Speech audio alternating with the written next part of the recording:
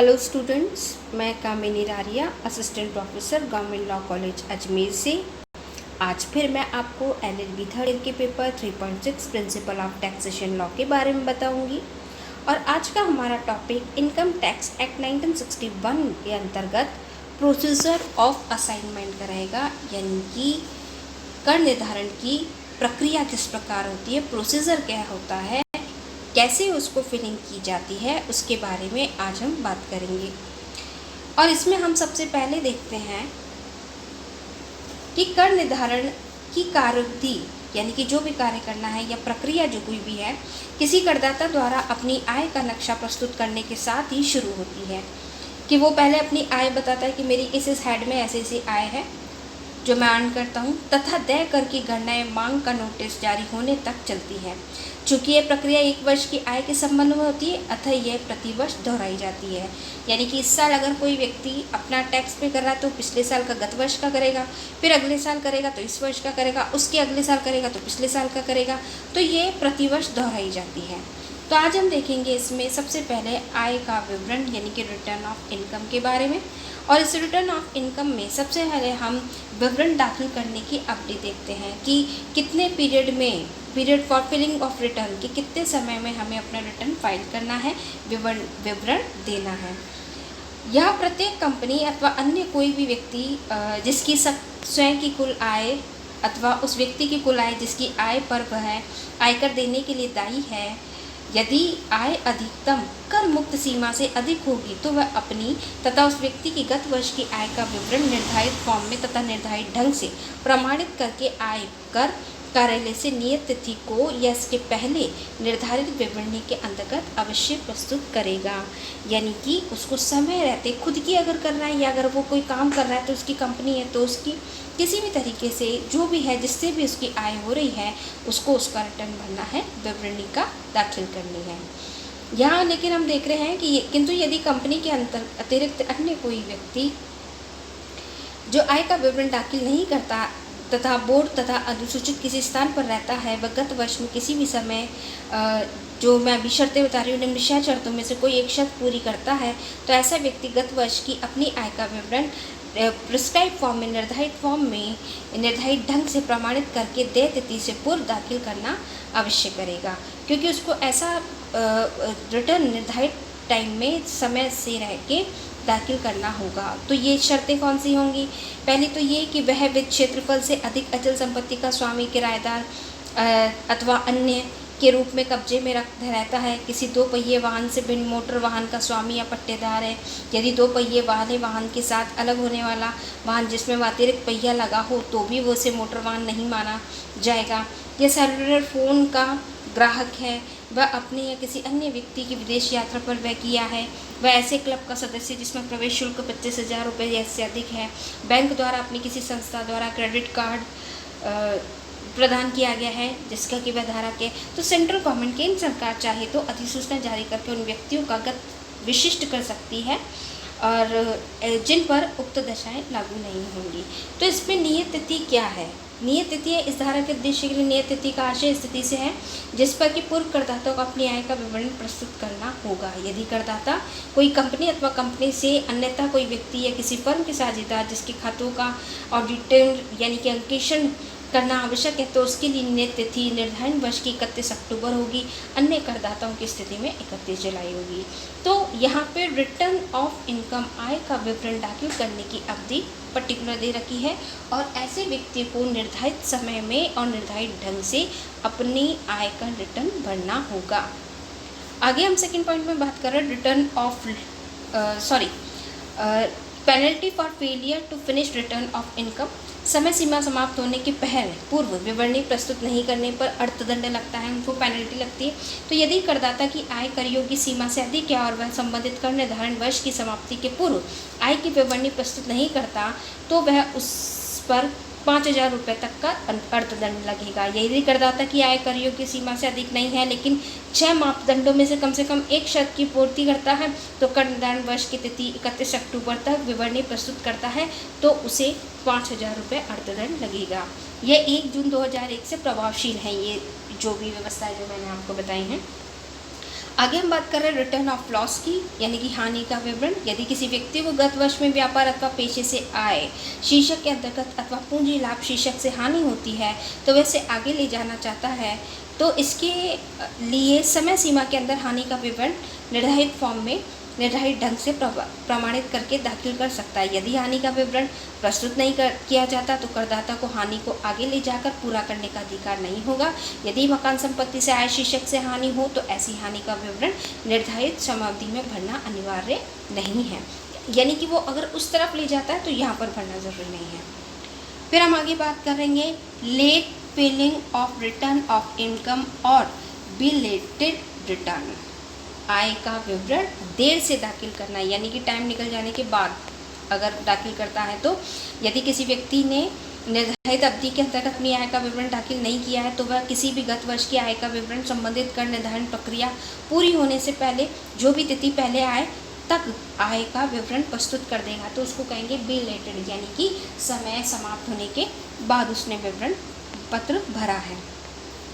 आगे हम बात कर रहे हैं इसमें return of income of charitable और रिलीजियस ट्रस्ट, पुण्यात अथवा धार्मिक ट्रस्टों की आय का विवरण।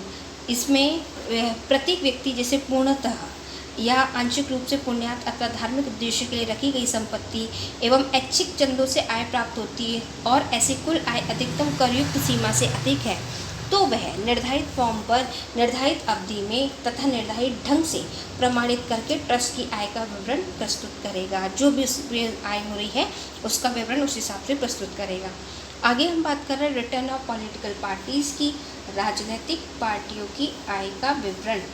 इसमें प्रत्येक राजनीतिक पार्टी का मुख्य प्रशासनिक अधिकारी जो भी उस राजनीतिक पार्टी का सारा लेखा जोखा जो वो खुद रखता है, प्रशासन जो एडमिनिस्ट्रेशन जो दिखता है, जो भी किसी भी नाम से वहाँ पे चाहे पुकारा जाता हो, यदि राजनीतिक पार्टी की कुल आय अधिकतम कर मुक्त सीमा से अधिक है तो वे निर्धारित फॉर्म पर निर्धारित अवधि में तथा निर्धारित ढंग से पार्टी को आय का विवरण प्रस्तुत करेगा।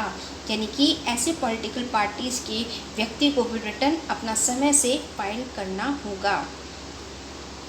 फिर आगे हम बात कर रहे हैं डिफेक्टिव रिटर्न ऑफ इनकम, आय का विवरण दोषपूर्ण होना, यानी कि अगर ऐसा कोई व्यक्ति है जिसने अपनी रिटर्न भरा है और उस रिटर्न में अगर कोई गलती हो गई है उसके अंदर तो उस सूरत में क्या होगा, तो यदि कर निर्धारण अधिकारी की सम्मति में आय का विवरण दोषपूर्ण है तो वह करदाता को दोष के बारे में सूचना देगा तथा सूचना के 15 दिन के अंदर उस दोष को सुधारने का अवसर प्रदान करेगा। यानी कि जिस व्यक्ति से गलती होगी उस व्यक्ति को भेजेंगे इस बात की सूचना और उसको अपनी गलती सुधारने का मौका मिलेगा। करदाता द्वारा आवेदन करने के 15 दिन की अवधि में कर निर्धारण अधिकारी द्वारा बढ़ाई गई भी जा सकती है। यदि करदाता निर्धारण अवधि में दोष को नहीं सुधारता है तो उस आय का विवरण अवैध माना जाएगा। यानी कि एक तो आपको सुधारने का मौका दिया और अगर आप नहीं आते हैं तो उसको इल्लीगल मानेगा तथा इस अधिनियम के प्रावधानों को मानते हुए लागू किया जाएगा, जैसे कि करदाता ने आय का विवरण दाखिल ही नहीं किया हो। यानी कि उसकी जो डिफेक्टिव रिटर्न ऑफ इनकम था उसको फिर ये मान लिया जाएगा कि उसने कोई आय विवरणी दाखिल ही नहीं की। क्यों? क्योंकि उसको सुधारने का मौका दिया था और उसने सुधारा नहीं है। यदि करदाता निर्धारण अवधि के बाद किंतु कर निर्धारण होने के से पूर्व दोष को सुधार देता है तो कर निर्धारण अधिकारी विलंब को क्षमा करके प्रस्तुत किए गए आय विवरण को वैध मान सकता है। और अगर उस व्यक्ति से चलो ठीक है एक बार गलती हो गई, बाद में अगर उसको सुधार के अगर ठीक करना चाहता है तो उसको स्वीकार किया जाएगा और स्वीकार करने के बाद उसने जो बाद में जो आय विवरणी प्रस्तुत की है उसको वैध माना जाएगा। आगे हम बात कर रहे हैं यहाँ पे सिग्नेचर ऑफ रिटर्न की, विवरण पर हस्ताक्षर। जो भी कोई व्यक्ति है जिसने विवरण भरा है उसको सिग्नेचर होने जरूरी है। यहाँ पे सामान्य रूप से व्यष्टि यानी कि इंडिविजुअल, अगर कोई व्यक्ति अकेला है खुद सामान्य रूप से, उस दशा में स्वयं के द्वारा यदि व्यक्ति भारत के बाहर गया हो तो उसके द्वारा संबंध में अधिकृत व्यक्ति द्वारा, अब अधिकृत व्यक्ति कौन, जिसको उसने अपॉइंट किया है। यदि व्यक्ति का मस्तिष्क ठीक नहीं है तो उसके संरक्षक द्वारा, यानी कि ऐसा कोई व्यक्ति जो दिमागी तौर पर ठीक नहीं है या अपने संविदा करने के लिए सक्षम नहीं है, कि बात समझ नहीं सकता और उसका रिटर्न भरना है तो उसका संरक्षक द्वारा या अन्य विशेष परिस्थिति में परिवार के किसी वयस्क सदस्य द्वारा, वयस्क जो कोई भी सदस्य होगा, बड़ा जो व्यक्ति होगा, उसके द्वारा उस पर सिग्नेचर किए जाएंगे। हिंदू अविभाजित परिवार की स्थिति में कर्ता द्वारा, जो भी मेन मुखिया होता है वो, उसके द्वारा सिग्नेचर होंगे। विशेष परिस्थिति में परिवार के किसी वयस्क सदस्य द्वारा, और अगर कर्ता नहीं है, कर्ता की स्थिति ऐसी है कि वो सिग्नेचर नहीं करता, तो कर्ता के बाद जो पहला वयस्क सदस्य होगा वो सिग्नेचर करेगा। फिर कंपनी की स्थिति में प्रबंध संचालक द्वारा, विशेष परिस्थितियों में अन्य संचालक, अधिकृत व्यक्ति, निस्तारक या प्रमुख अधिकारी द्वारा सिग्नेचर होंगे। फर्म की दशा में प्रबंधक साझेदार द्वारा या अन्य किसी भी वयस्क साझेदार द्वारा सिग्नेचर होंगे। स्थानीय सत्ता में प्रमुख अधिकारी द्वारा, राजनीतिक दलों में मुख्य प्रशासनिक अधिकारी द्वारा सिग्नेचर होंगे। अन्य दशा में सक्षम या अधिकृत व्यक्ति, अन्य दशा का मतलब ये है इनमें से अगर कोई ऐसी परिस्थिति है जो इन पॉइंट्स में नहीं आती, तो उस स्थिति में जो भी सक्षम व्यक्ति होगा वो सिग्नेचर करेगा। आगे हम बात कर रहे हैं परमानेंट अकाउंट नंबर की। परमानेंट अकाउंट नंबर, स्थायी खाता संख्या जिसे कहेंगे। जिस प्रकार डाक विभाग में विभिन्न स्थानों में के सरल एवं विशिष्ट पहचान के लिए पिन कोड नंबर की व्यवस्था की गई है, उसी प्रकार आयकर विभाग ने विभिन्न करदाताओं को विनिश्चित पहचान के लिए स्थायी खाता संख्या आवंटित किया गया है, जिसे PAN, पैन के संक्षिप्त नाम से जाना जाता है। जैसे आप सभी लोग जानते होंगे पैन नंबर। स्थायी खाता संख्या यानी कि पैन से आशय ऐसी संख्या से जो कर निर्धारण अधिकारी द्वारा किसी व्यक्ति को उसकी पहचान के लिए कार्ड के रूप में आवंटित की जाती है। जब हम कार्ड बनवाते हैं पैन कार्ड, तो उसमें देखते हैं अपना फ़ोटो भी लगा होता है, अपनी पूरी पहचान होती है, अपना पूरा नाम होता है, अपने पिता का नाम होता है, डेट ऑफ बर्थ होती है उसमें, वो है पैन कार्ड। जिस व्यक्ति को स्थायी खाता संख्या यानी कि पैन कार्ड आवंटित हो चुका है, उसे आयकर विभाग के साथ पत्र व्यवहार करते समय आय के विवरण, चालन एवं अन्य प्रलेखों में इस संख्या का उल्लेख आवश्यक रूप से करना चाहिए। यानी कि जब भी कभी रिटर्न भरेंगे या कोई और सब व्यवहार करेंगे तो इसमें पैन नंबर डालना आवश्यक है।